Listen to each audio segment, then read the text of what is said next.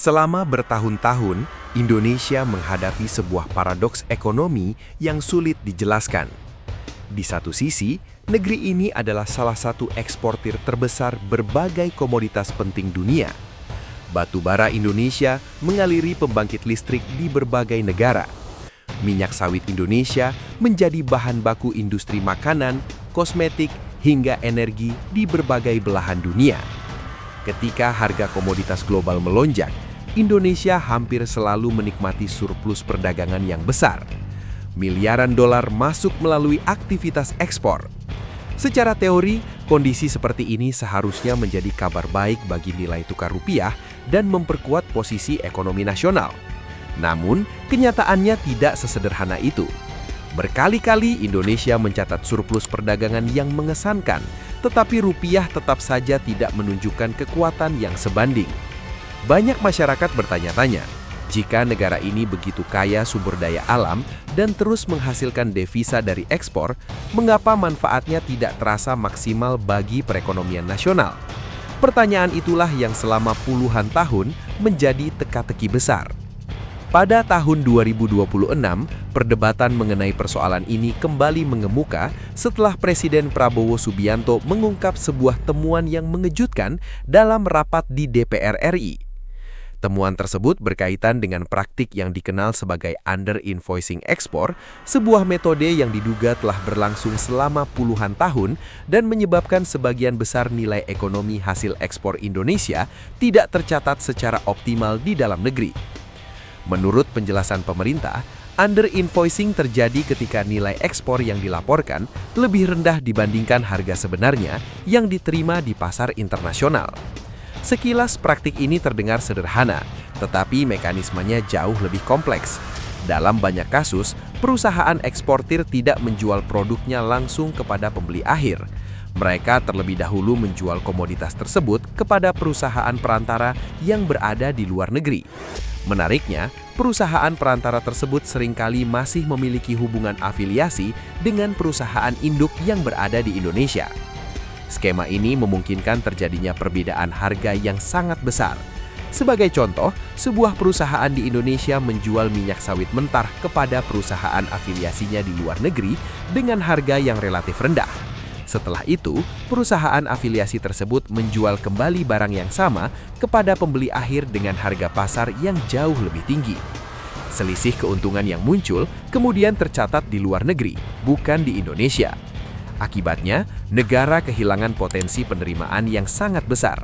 Pajak yang seharusnya dipungut dari keuntungan tersebut tidak masuk ke kas nasional.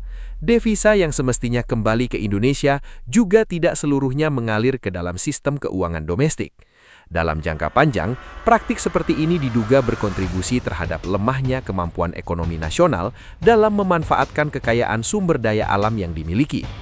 Yang membuat persoalan ini semakin menarik adalah cara pemerintah mengungkap dugaan praktik tersebut.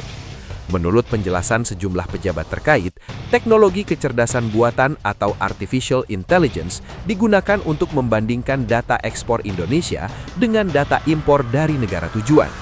Melalui proses pencocokan data yang sangat rinci, ditemukan sejumlah transaksi yang menunjukkan perbedaan harga cukup mencolok antara saat barang keluar dari Indonesia dan ketika barang yang sama masuk ke negara tujuan.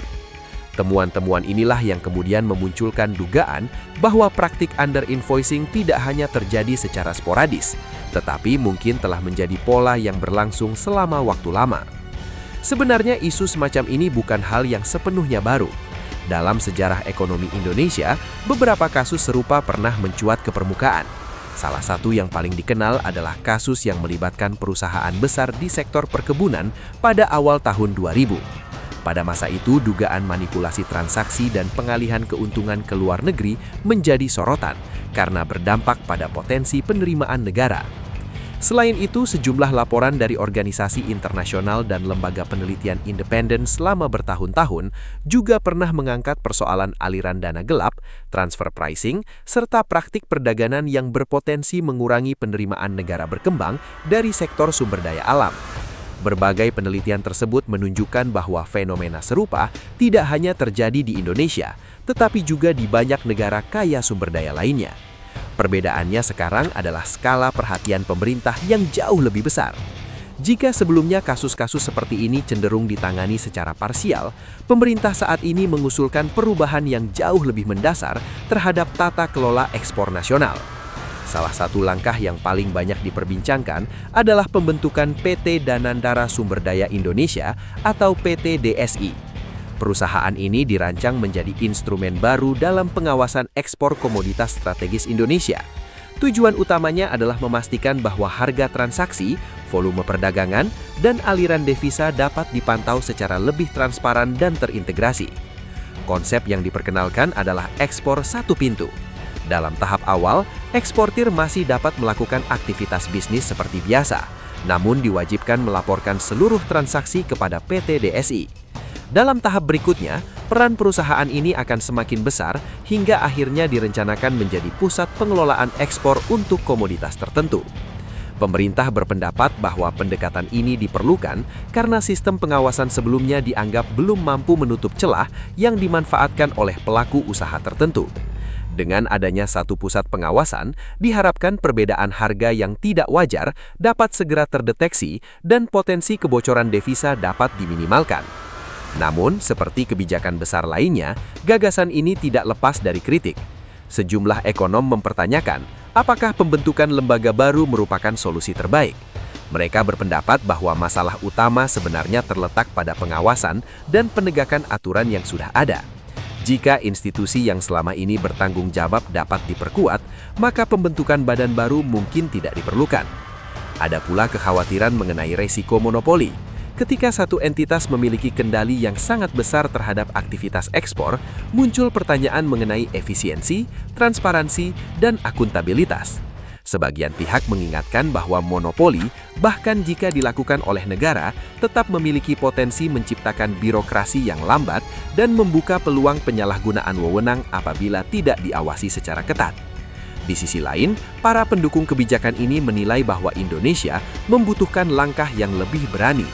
Mereka berargumen bahwa selama puluhan tahun, berbagai upaya pengawasan telah dilakukan, namun praktik yang merugikan negara tetap berulang. Jika masalahnya bersifat sistemik, maka solusi yang dibutuhkan juga harus bersifat struktural. Pendukung kebijakan tersebut juga menyoroti posisi Indonesia di pasar global. Sebagai produsen utama minyak sawit dan salah satu eksportir batu bara terbesar dunia, Indonesia memiliki pengaruh yang sangat besar terhadap pasokan komoditas internasional. Dengan koordinasi yang lebih kuat, Indonesia diyakini dapat meningkatkan daya tawarnya dalam perdagangan global dan memperoleh manfaat ekonomi yang lebih besar dari sumber daya alamnya. Menariknya, pasar internasional tampaknya memperhatikan perkembangan ini dengan serius. Ketika rencana pembentukan sistem ekspor baru diumumkan, sejumlah pelaku pasar mulai menghitung ulang potensi dampaknya terhadap pasokan komoditas dunia. Hal ini menunjukkan bahwa Indonesia memang memiliki posisi strategis yang tidak bisa diabaikan dalam rantai pasok global. Meskipun demikian, keberhasilan sebuah kebijakan tidak hanya ditentukan oleh niat baik atau besarnya tujuan yang ingin dicapai. Sejarah menunjukkan bahwa banyak program besar gagal bukan karena konsepnya salah, tetapi karena pelaksanaannya tidak sesuai harapan. Tantangan terbesar justru muncul setelah kebijakan mulai diterapkan. Karena itu, pertanyaan penting yang harus dijawab bukan hanya apakah sistem ekspor satu pintu dapat menutup kebocoran devisa. Pertanyaan yang lebih penting adalah bagaimana sistem tersebut akan dijalankan. Apakah pengelolaannya transparan? Apakah ada mekanisme pengawasan independen? Apakah pelaku usaha yang jujur tetap mendapatkan kepastian hukum dan kemudahan berusaha?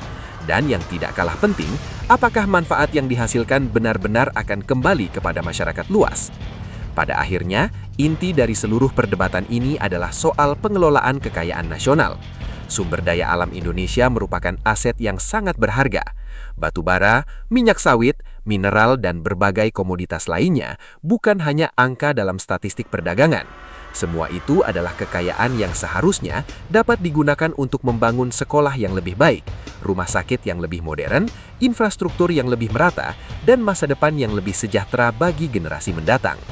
Selama bertahun-tahun, banyak pihak merasa bahwa manfaat dari kekayaan tersebut belum sepenuhnya dinikmati oleh rakyat. Karena itulah isu under-invoicing dan kebocoran devisa menjadi sangat penting. Ini bukan semata-mata soal angka triliunan rupiah, melainkan soal bagaimana sebuah negara mengelola hasil buminya. Kini Indonesia berada di persimpangan jalan. Pemerintah telah memilih untuk mengambil langkah yang dianggap berani dan tidak biasa.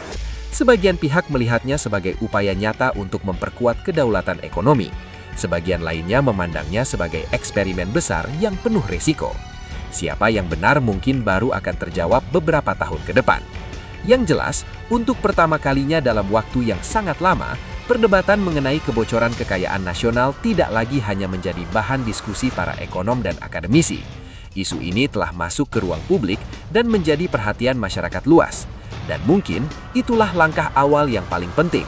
Sebab ketika rakyat mulai memperhatikan kemana kekayaan negara mengalir, maka peluang untuk menciptakan tata kelola yang lebih baik juga akan semakin besar. Perjalanan masih panjang, tantangan masih banyak. Tetapi satu hal sudah pasti.